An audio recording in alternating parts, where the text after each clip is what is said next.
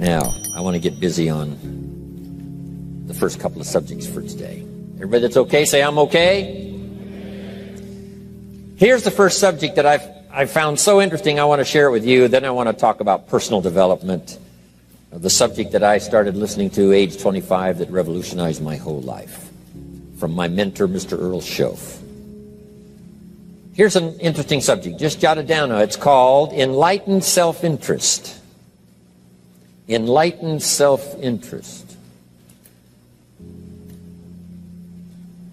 It's a fascinating study to study the idea of self-interest. But just make this note, all of us, have self-interest. The key is for it to be enlightened so that everybody wins and no one loses. Our first interest is to survive. What does it take to survive? Our second interest is to succeed. What does it take to succeed? What does it take for me personally to survive and to succeed? Can I legitimately be interested enough in the things that help me both succeed and survive? And here's what I discovered. The answer is yes. It's possible to exercise self-interest, but to do it in such a way that no one loses, everyone benefits. Key phrase. Life was not designed to give us what we need. Life was designed to give us what we deserve. We do not reap a harvest in the fall because we need it. We reap a harvest in the fall because we deserve it. Not necessarily from a moral standpoint. Of course, there are some moral laws as well, spiritual and moral laws. But just the basic laws that simply say if you wish to reap, you must plant. So jot this down. Reaping is reserved for the planters. And the reason they reap is because they deserve it. They're the planters. They deserve to reap. Interesting Bible phrase that says, if you keep knocking, you'll find open doors. Good phrase to jot down. If you keep knocking, you'll find open doors. Doors of opportunity. Doors of a chance to meet someone. Doors open for association. Doors open to find someone special. Doors open to find a unique business colleague. If you keep knocking, the phrase says, doors of opportunity are open to those who continually knock. So we don't find open doors of opportunity because we need them. We find them because we deserve them. Only those who knock deserve to find an open door. But the promise is, if you continually knock, you'll find doors of opportunity. It says, if you search, you will find. So make the note, it's good. Finding is reserved for the searchers because they deserve it. Now, at first they may have needed it, but they now know that just needing it is not sufficient. But if they need it, now they must qualify for it. The reason why you're going to be blessed with good ideas this weekend is because you've come searching. You've gotten on an airplane to come searching. Got in your automobile to come searching. You got here searching. Now you're ready to receive. And for those who search, they will find answers. They will find plans. Imagination to stir yourself into action for future benefit. So if you search, to find a good idea, you must go looking, go searching. You've got to go to church. You've got to go to class. You've got to go to the seminar. You've got to go to the library. You've got to go to the books if you wish to find. Rarely does a good idea interrupt you. Rarely. But if you will search, you will find. So we get not what we need, but we get what we deserve. It says if you ask, someone has an answer. If you keep asking, the answers belong to you. Because by virtue of asking, you have qualified. So we don't get what we need, we get what we deserve. The mother on welfare should be taught in some small manner that hopefully she can begin deserving the welfare check. Not getting it because she needs it, but now starting to get it because she deserves it. If the welfare worker says to Mary, Mary, I brought a bucket of paint and a paintbrush, and the next time I come, if the door is painted and the fence here in front is painted, I give you the check for $450. Not that painting the door and painting the fence is worth $450. It's not worth that much, but it is the beginning of the process. So make that note. I want to begin the process of deserving. What would that be? What process should I begin engaging in to deserve good health, to deserve a good relationship, to deserve prosperity, to deserve an enterprise, to deserve the opportunity to build a city? What must I do to begin the process of deserving? So now the welfare worker comes back and the door is painted and the fence is painted, and now Mary gets the $450 to help take care of her children, not because she needs it, but because she's beginning to deserve it. Then the welfare worker thinks of some other project. She said, Mary, if these weeds are gone and this little garden is cultivated, when I come back, now that the door is painted and the fence is painted, if the weeds are gone and this little garden is cultivated, you get the $450. And step by step, a new life is emerging, learning the process of deserving it, not just needing. We teach our children at home, right? Child says, I need $10. So that language doesn't work here. There's plenty of money here, and the vaults are full.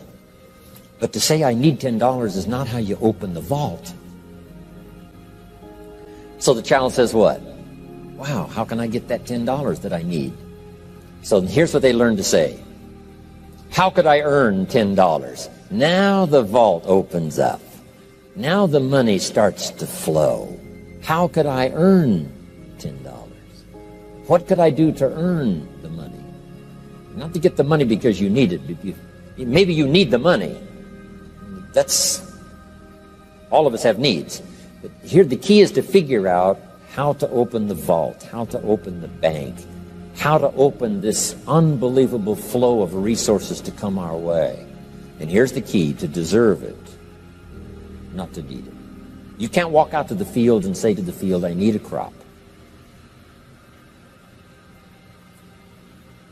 Here's what the field says. Here's what the ground says. Who is this clown that brings me his need but brings me no seed? So jot that down. Take your seed to the marketplace, not your need. Don't disclose your need to the marketplace, only your willingness. We'll talk about that a little later today. Because the marketplace is not interested in your need, but they are interested in your seed. They're interested in your willingness to work.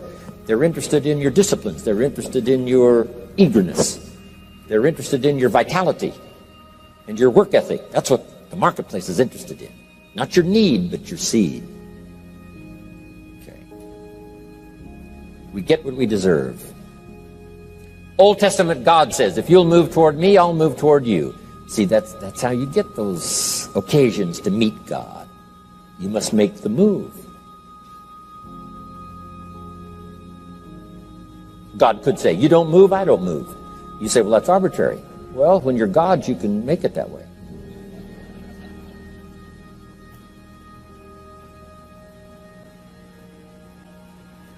So, the law says if you wish to receive, now let's talk about enlightened self-interest. If you wish to receive, and we would call the wish to receive self-interest.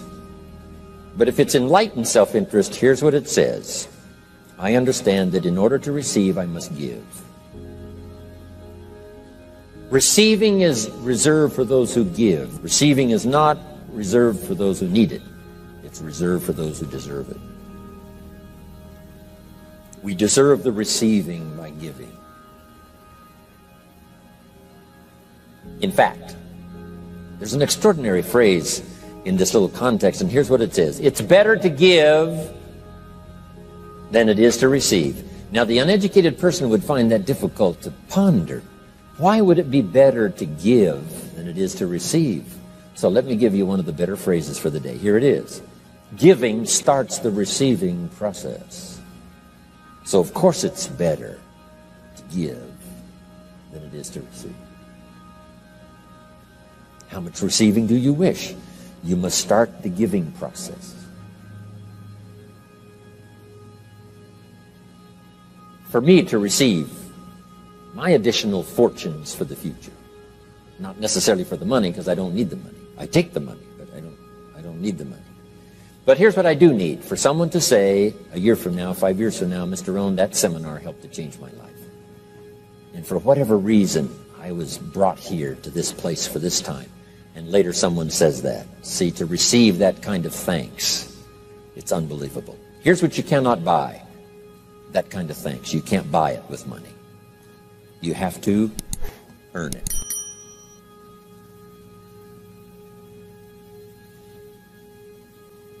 Now let's expand a little further now. That it's called the law of riches and wealth. In our own self-interest, if we wish to be rich and wealthy and prosperous and healthy and all the valuable things we can think of for the human experience, how could we get there? It's understanding the law of enlightened self-interest and the law of deserving. The question was asked in the Bible, how can we be great? What is the key to greatness? Great wealth, great return, great accolades, trophies to put on the mantle above the fireplace. How can we get great respect, great riches, great abundance for ourselves? How can we get that? And the answer was given, and here was the answer. Find a way to serve. Find a way to serve the many. So I paraphrase it to read this. Service to many leads to greatness. Service to many leads to greatness. Someone says, well, about the best I can do is take care of myself. That's okay. Self-care, has its own reward, but it's very limited. Somebody says, I can't be worried about other people's problems. I got enough problems of my own. That's okay. Self-defense is okay. Self-preservation is okay, but it has a very limited reward. If you wish to change that into abundance and prosperity and uniqueness, then here's what you must do. Help solve other people's problems. Help find answers for someone else, not just for yourself, but for someone else. And in that kind of service, you now begin the process of greatness.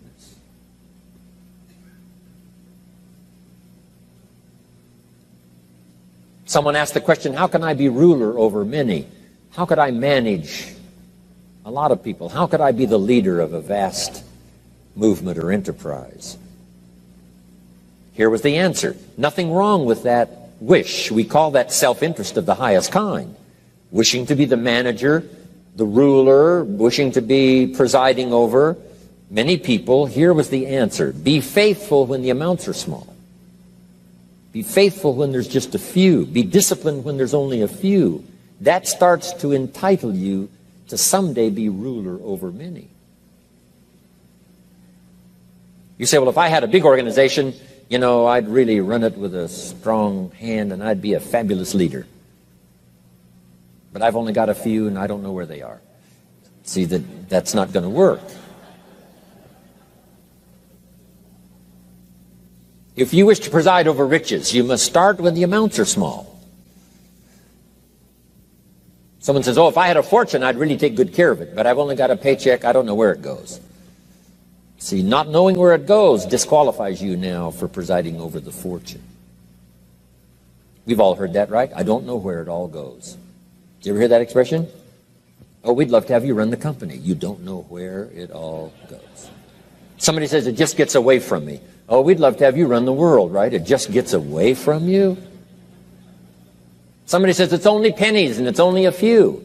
Here's where you begin to qualify for abundance and riches and greatness and respect, is to be disciplined when the amounts are small.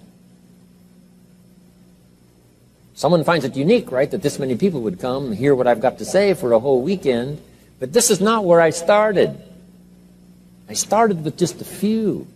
But I was so on fire with the few, trying to translate for them in my awkward ways back then. What had happened to me? My life got changed, my income got changed, my health got changed, everything got changed for the better.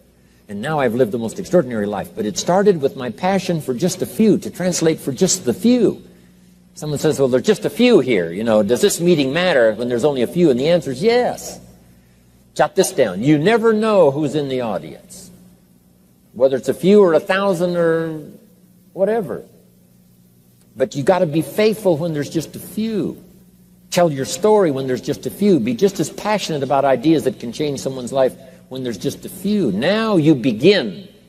You're not fully qualified, but you begin the qualification to someday speak to many. Someday preside over a vast crowd. Someday be the manager or the leader of millions. It starts in those early days. To deserve it,